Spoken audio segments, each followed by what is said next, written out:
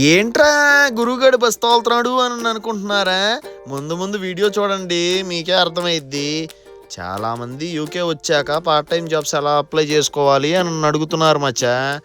వచ్చాక బయట తిరగరా, రోడ్డు మీద బొచ్చెడు షాపులు కనపడతాయి. వాటికి తోకలాగా కెరీర్ యాడ్ చేసి గూగుల్లో కొట్టు, అలా అప్లై చేయొచ్చు.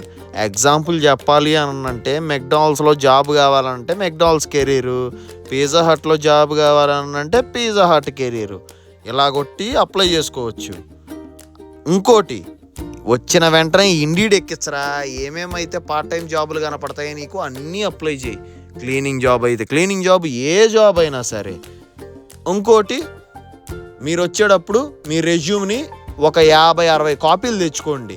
ఎందుకు అని అంటే అక్కడ మనకి జిరాక్స్ చీపు. ఇక్కడికి వచ్చిన తర్వాత జిరాక్స్ తీపిచ్చాలి అని అంటే ఒక్కొక్క కాపీకి 100 రూపీస్ పెట్టాలి. దేనికిరా వేస్ట్.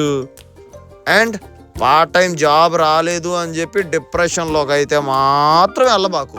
ఎందుకు అనంటే డిప్రెషన్లోకి వెళ్ళావు అనంటే ఈ కంట్రీలో నువ్వు అస్సలు survive కాలేవు. So please Maccha, all the best రా నీకు. బ్రో ఫుల్ టైం వచ్చింది కదా, అందుకే కొత్త జాబ్ అప్లై చేశా.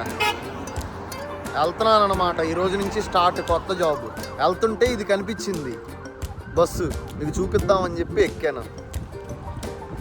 వీడియోస్ ఈరోజు నుంచి కొంచెం పెట్టడం లేట్ అవ్వచ్చు, నన్ను మాత్రం మర్చిపోరని చెప్పి అన్నానే అనుకుంటున్నాను.